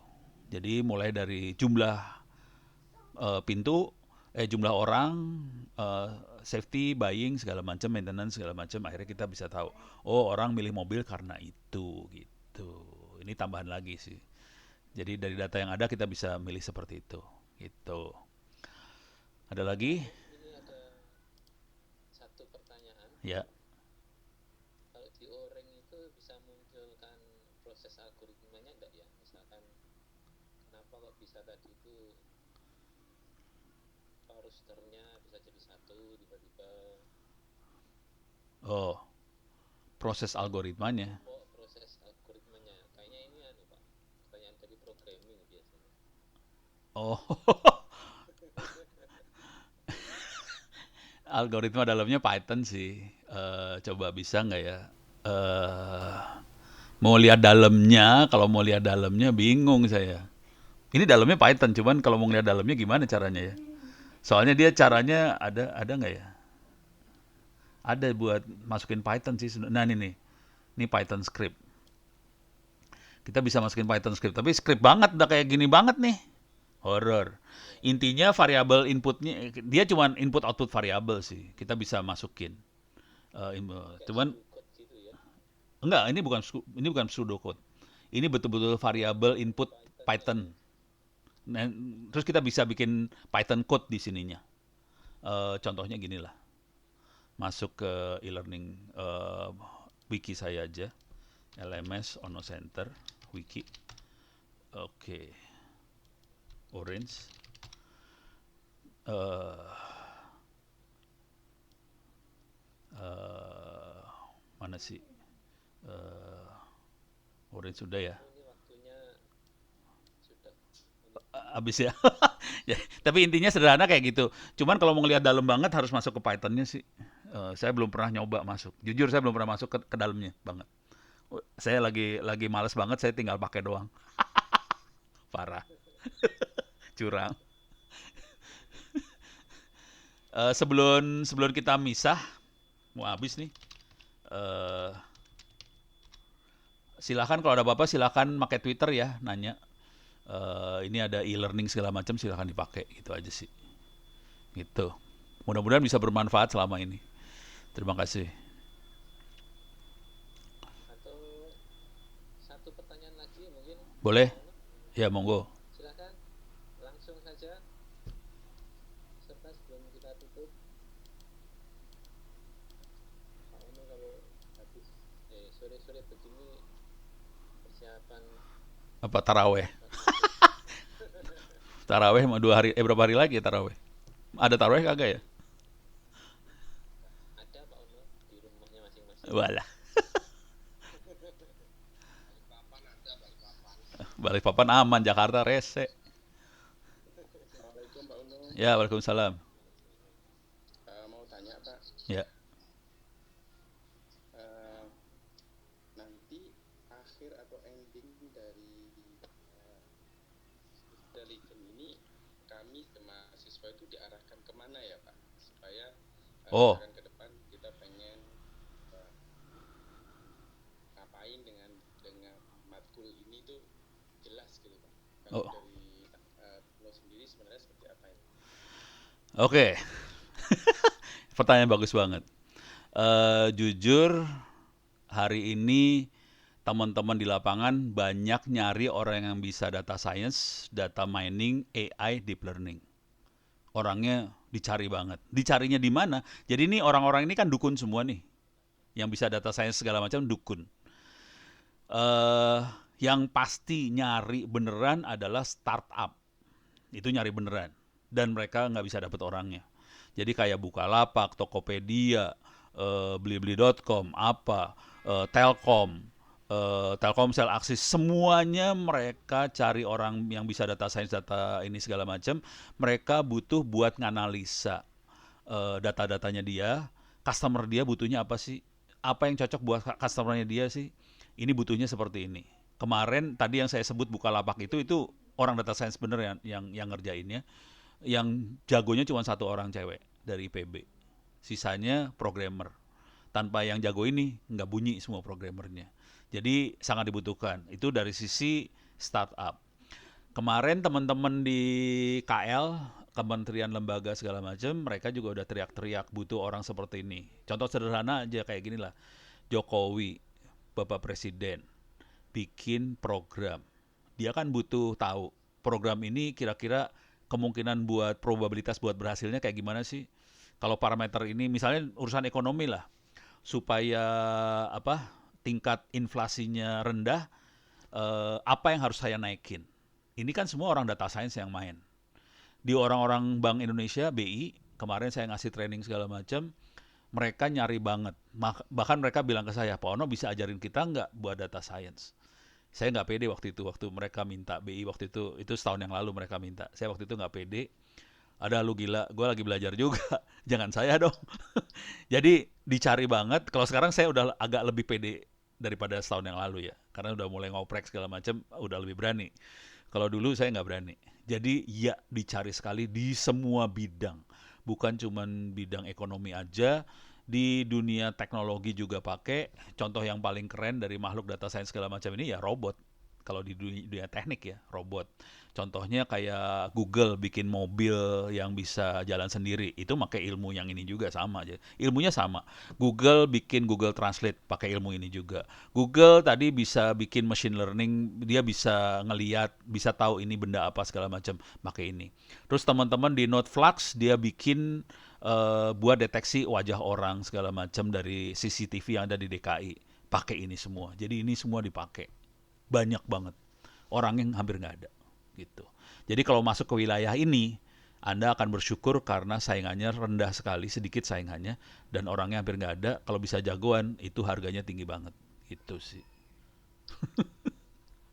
Stres ya. Terus banyak yang ini Pak, Banyak yang apa? banyak yang salah pengertian gini. Jadi kalau orang mau ke data science Heeh. atau ke business intelligence, dia harus programming begitu. Oh alah. Tadi programming saya udah kayak gitu doang. Makanya konsepnya kemudian dia tidak begitu dipahami, dimengerti, sehingga ketika lulus banyak mahasiswa juga apa yang akhirnya ngeblank, apa ini data science, itu data analysis Oh, begitu. iya programmingnya nggak terlalu sih. Kalau kalau kita lihat aja kayak tadi saya kerjain kan programmingnya hampir hampir nggak ada kan. Cuman klik drag doang programmingnya. Jadi programming hampir nggak ada sih. Dikit. Tapi harus ngerti konsep konsep cara berpikirnya ya, cara cara jadi dukunnya seperti apa. Data science lebih ke arah dukunnya tadi, analisa data. Kalau kita ngelihat data, data ini harus diapain? Kita bisa ekstrak apa dari data itu? Lebih ke orang statistik sih sebenarnya kalau saya lihat. Kalau dia jago programming, syukur. Kalau enggak fatal-fatal amat karena bisa minta tolong anak informatika soalnya. Gitu. Ada lagi? Oh no, Yes. ada pertanyaan lagi yang lain? Iya Pak, ini sebenarnya kita sudah melanggar waktunya Pak Ono ini ya Pak. Sebentar Pak, Ya. sedikit aja mungkin saran Pak. Silakan. Ini Pak, untuk business intelligence kan otomatis untuk mendapatkan data seperti yang tadi Bapak tampilkan Hah? itu agak sulit Pak ya. Itu sarannya gimana? Apalagi kita minta datanya dari perusahaan lain misalnya. Terima kasih Pak. Kalau minta dari perusahaan lain mah seru. Yang ada jujur kita nyolong sih judulnya. eh Kalau data yang jadi data jangan berpikir data harus data itu ya. Kadang-kadang kita bisa main dengan secondary data. Jadi misalnya kebijakan pemerintah itu bisa jadi data kita juga. Misalnya jual beli, transaksi jual beli itu bisa jadi data juga. Data itu ada di sini sih, data GoID. Contoh. Ini teman-teman ini yang bikin adalah teman-teman di kantor KSP, kantor staf presiden. Jadi mereka ngumpulin data. Buat apa? Buat melakukan analisa pemerintah itu jalannya kemana yang benar sih. Nah, datanya diambil dari semua KL ya, kementerian lembaga. Kita bisa cari data, misalnya Jawa Barat. Jawa Barat. Ini saya sembarang aja ya, Jawa Barat. Barat. Ya udah cari data. Ini udah mulai banyak. Ada 34 dataset pencarian Jawa Barat. Bisa kita ambil sih. Bentuknya ada KML, JSON, apa segala macam. Ini diambil-ambilin nih. Kota Bandung ada 3, bisa diambil. Kemiskinan ada 2, bisa diambil. Jadi datanya kita cari yang kebuka aja dulu. Sebisa mungkin. Ya ini kebetulan pemerintah udah mulai agak ngebuka data. Kita bisa nyari dari kayak ginian sih. Kalau data-data yang lain kita mainnya nyolong. Kalau data yang agak ini nyolong. Saya biasanya nyambungin dengan data kata-kata. Misalnya tulisan orang di Twitter, tulisan orang di media sosial, dari berita-berita digabungin ntar. Jadi kita campur antara data angka sama data tulisan kecampur. Bisa. Gitu. Seru ya? Pusing kan? Terima kasih Pak. Ini sekarang mungkin nanti bertanya Pak.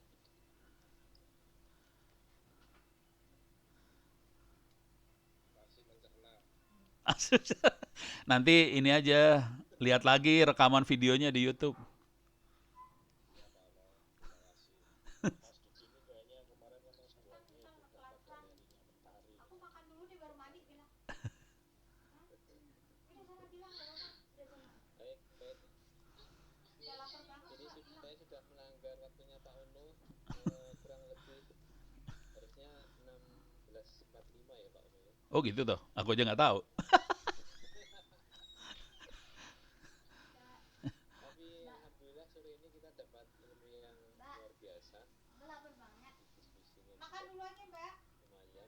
Memang business intelligence ini sesuatu yang ini Pak Ono masih apa ya, kalau dikata orang itu masih gelapnya masih banyak terangnya. Artinya kalau kita tadi bahas HRD, harusnya tadi ada HRD kan banyak macam, belum nanti dikaitkan dengan produksi, dengan kemudian marketing dan sebagainya, itu harus jadi satu sehingga nanti tampillah semacam dashboard dari BI. Ini kan kita masih parsial, tapi kita masih bisa bersambung ya Pak. Ya monggo. Ya. Baik, ada kata-kata penutupan Pak, monggo. Saya harapannya sederhana aja sih. Ini apa bidang yang baru dan potensi untuk berkembangnya gede banget. Orangnya hampir nggak ada di Republik ini. Jujur teman-teman di KSP yang ngurusin satu data itu orangnya mahal harganya dan kayaknya Republik akan susah buat bayarin mereka dan kayak saya dengar-dengar sebagian dari mereka udah mulai lari. Jadi saya harap sih teman-teman terutama yang di kampus bisa bikin orang sebanyak mungkin yang bisa masuk ke data science. Saya udah terlalu tua buat seperti itu. Mudah-mudahan ada orang-orang yang lain yang bisa ngerti dan bisa bikin. Dengan cara itu mudah-mudahan kita bisa melihat Republik ini bisa lebih bagus lagi daripada yang kita lihat hari ini. Demikian aja sih. Mudah-mudahan bisa bermanfaat. Terima kasih banyak. Billahi taufiq wal hidayah. Assalamualaikum warahmatullahi wabarakatuh. Saya kembalikan pada moderator lagi. Waalaikumsalam warahmatullahi wabarakatuh. Terima kasih Pak Ono, betul-betul bermanfaat sore ini dan insya Allah semoga kita bisa sambung lagi. Dan saya ucapkan terima kasih kepada Nyalain semua. coba dinyalain semuanya, saya muncul. Nah, saya mah nggak punya kamera. Ono mah nggak ada kameranya. Pak, sudah ada namanya.